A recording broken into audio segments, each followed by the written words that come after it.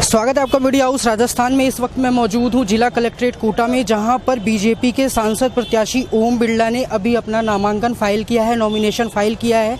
सबसे बड़ी बात रही कि इस दौरान ओम बिरला ने एक शक्ति प्रदर्शन तरीके का दिखाया है। राजस्थान में ये पहला नॉमिनेशन फाइल है बीजेपी की किसी भी कैंडिडेट की तरफ से। बीजेपी ने अभी 19 सीटें घोषित करी है, जिसमें से अभी एक प्रत्याशी ने अपना नामांकन फाइल किया है। ओम बिरला के इस नामांकन दाखिले के दौरान न कि केवल कोटा बल्कि बूंदी और वहाँ के गाँव के भी लोग बहुत सारे काफ़ी संख्या में आए हैं। बसें भर के लाई गई हैं, कार्यकर्ता खुद ब खुद चल के आए हुए हैं बीजेपी के इस नामांकन रैली में दाखिल होने के लिए। यानी कि कहा जाए तो एक बहुत बड़ी भीड़ है। अभी ये जो आवाज़ आ रही है उसमें से ओम बिरला अभी नामांकन फाइल करके, नॉमिनेशन फाइल करके बाहर आए हैं।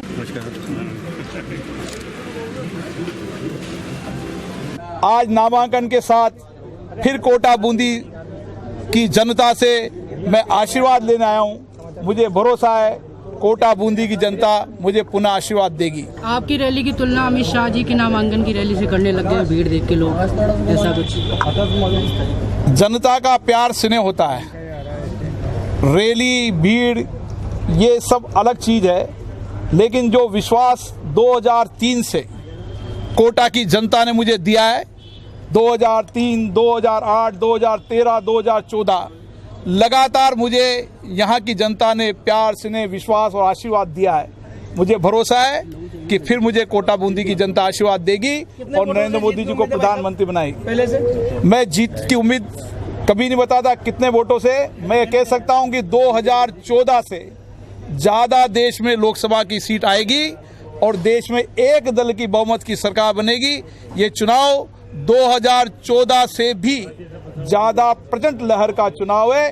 ये मैं घूमने के बाद जनता के विश्वास भरोसे के साथ कह सकता हूँ। सबसे बड़ा मुद्दा क्या रहेगा कोटा में? आपको क्या लगता है क्या मुद्दा रहेगा और इसको कैसे पूरा करेंगे आप? कोटा का मुद्दा मैंने कहा था, कोटा में किसान के हर खेत में पानी, कोटा में नया एयरपोर्ट, कोटा में स्मार्ट सिटी, मुकुंदा नेशनल के पार्क के साथ कोटा में पर्यटन और इंडस्ट्रीज। हम चाहते हैं जहाँ किसान समृद्धशील हो वहाँ पर्यटन उद्योग के माध्यम से नए लोगों को रोजगार मिले और किसान की आमदनी बढ़ाने के लिए उसके हर खेत में पानी पहुंचना चाहिए।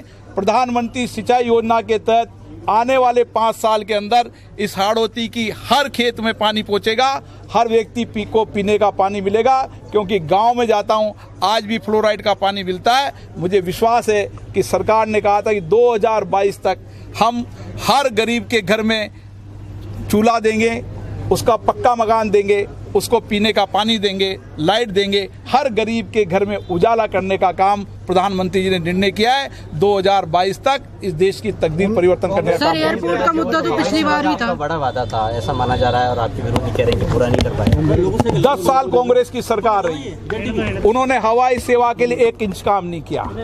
जिस दिन राजस्थान सरकार नए एयरपोर्ट के प्रस्ताव भेज देगी उसके 100 दिन के अंदर हम नया एयरपोर्ट बना देंगे। अच्छा होता उनकी 100 दिन सरकार थी, 100 दिन के अंदर वो नए एयरपोर्ट के प्रस्ताव की शुरुआत कर देते, कुछ भी कार्रवाई कर देते तो कांग्रेस को कहने का अधिकार था। मैं 100 दिन के अंदर नए एयरपोर्ट के प्रस्ताव को भिजवाते, मैं 7 दिन के अंदर नए एयरपोर्ट की स्वीकृति दिलाने का काम करता। अभी 25 से कम सीटें हैं, फिर कुछ जैसे पिछली बार सरकार 25 की 25 सीटें आएगी। कांग्रेस जिस प्रकार के योद्धाओं के माध्यम से चुनाव का दंगल बनाना चाहती है, हारे हुए योद्धाओं से कभी कोई युद्ध जीता नहीं जाता। बिना मन के उम्मीदवारों को उतारने से कोई निर्णय होता नहीं है, कोई जीत होती नहीं है। इसलिए निश्चित तौर पर भारतीय जनता पार्टी की तरफ नामांकन पे देखिए, आज हजारों की संख्या में भारतीय जनता पार्टी के कार्यकर्ता, सीनियर कार्यकर्ता नामांकन रैली में आए। इससे ये निश्चित है और इस तरह का प्रतीत हो रहा था कि जैसे हम लोगों ने देखा था कि अमित जी शाह की रैली निकल रही हो, इस तरह का रैला भारतीय जनता पार्टी के कार्यकर्ता बंधुओं का था। और मैं कहूँगी कि इस रैली को देखकर लगता है कि दोबारा देश में प्रधानमंत्री नरेंद्र भाई मोदी बनेंगे। कोटा लोकसभा की सीट ओम जी बिरला जीतेंगे। ये निश्चित तौर पर इस रैली को देखना एक्सपेक्ट कर रही हैं आप? कितना देखिए बिल्कुल हमारी विधानसभा में हम गांव-गांव ढाणी जाएंगे और विधानसभा से जीते, इसके लिए जीत तोड़ कल से ही हमारा गांव-गांव ढाणी जाने का कार्यक्रम बन गया और कल से हम उसी कार्यक्रम में लगेंगे। ज़्यादा से ज़्यादा वोटों से इस विधानसभा से हम लोग जीते, इससे हमारे प्रयास में देहात से ज़्यादा लोग दिखे, लगभग गाँवों से लोग ज़्यादा है। शहर से भी लोग थे और गाँव से भी ज़्यादा थे, क्योंकि देखिए 8 विधानसभा, तो 8 विधानसभा के लोग यहाँ पर उपस्थित थे।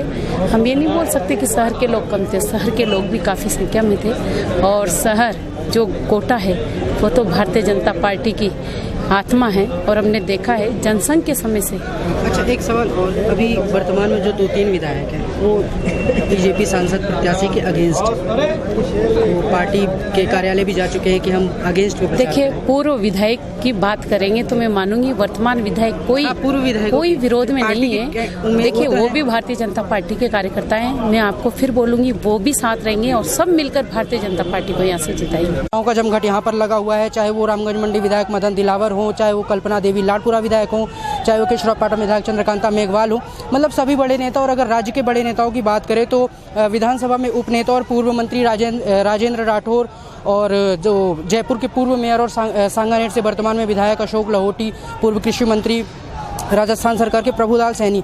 तो यानी कि बात स्थानीय नेताओं की हो या फिर क्षेत्रीय या फिर राज्य स्तरीय के नेताओं की, ओम बिरला ने हर एक तरीके के नेता को अपने मंच पे बुला रखा था। नॉमिनेशन फाइल करने से पहले एक विशाल आम सभा हुई उम्मीद सिंह स्टेडियम पर, जहां पर सभी वक्ताओं ने अपनी बात रखी। इसके अलावा एक रैली के रूप में चल के, एक भीड़ के रूप में चल के सभी कार्यकर्ता और ओम बिरला समेत कलेक्ट्रेट पहुंचे, जहाँ पर नामांकन दाखिल हुआ।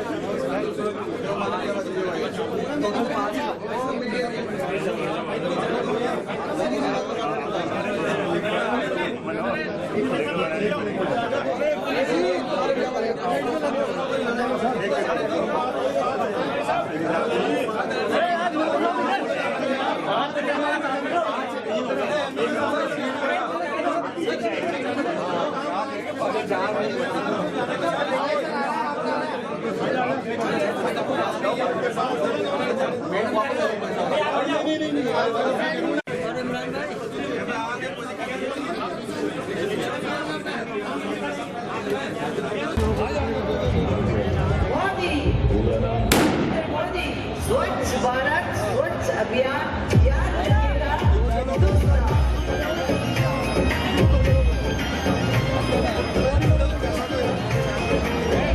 हुआ।